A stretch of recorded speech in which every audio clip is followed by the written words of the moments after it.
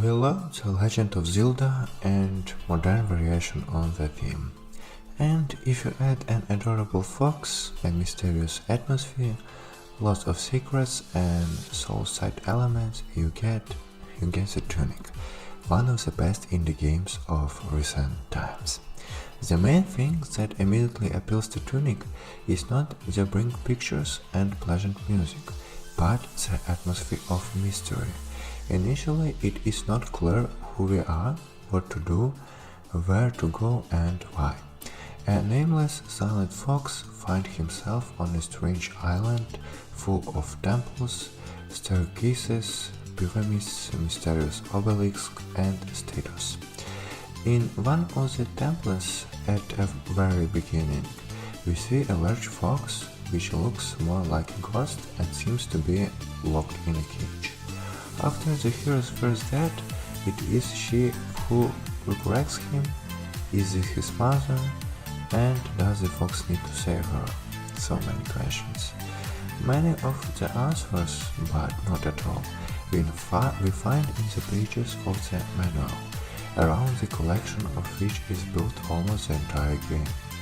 From them, we learn in particular that the fox must find a hidden treasure in a distant land, with which you can defeat death itself. In any case, you have to search for the artifacts all the way, put them into the right place, and activate something, doing in the most different location here, and meadows, and snow-covered mountains, and dark dungeons, and some industrial interiors.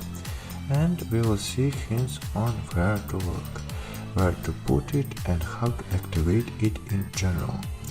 Again, in the manual pages.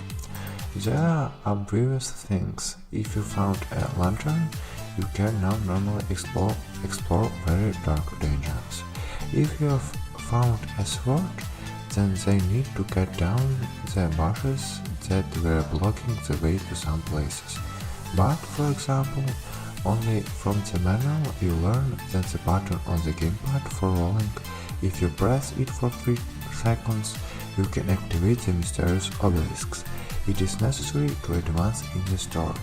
And I, like an idiot, spent 5 minutes jumping around them, staring sadly and pressing everything, not understand what the game wants me to know.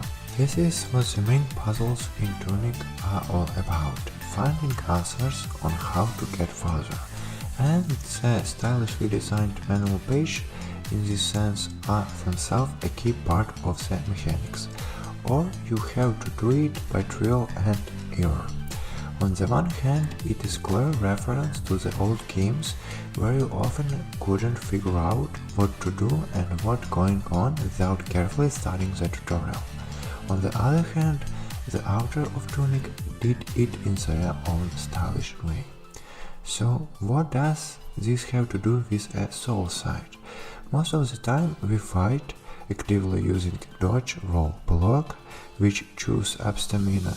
You can save yourself on a special altars, restores health, stamina, mana and healing potion, but as it should also resurrect enemies. And after that you must run to the place of death to pick up your lost gold, which will not only knock out the enemies, but also get out of the numerous chests. The enemies, even the privates, are pretty strong. Not to mention the bosses, they are all different and interesting, with unique mechanics, which do not always consist of summoning minions, and the first boss can let you down from the colorful Zelda journey to the harsh Souls action. You have to learn the timings and tactics of the creeps time after time. Those who want just rivals and adventures and can't stand Soul Slayer, it may boggle, especially since there are no difficulty levels.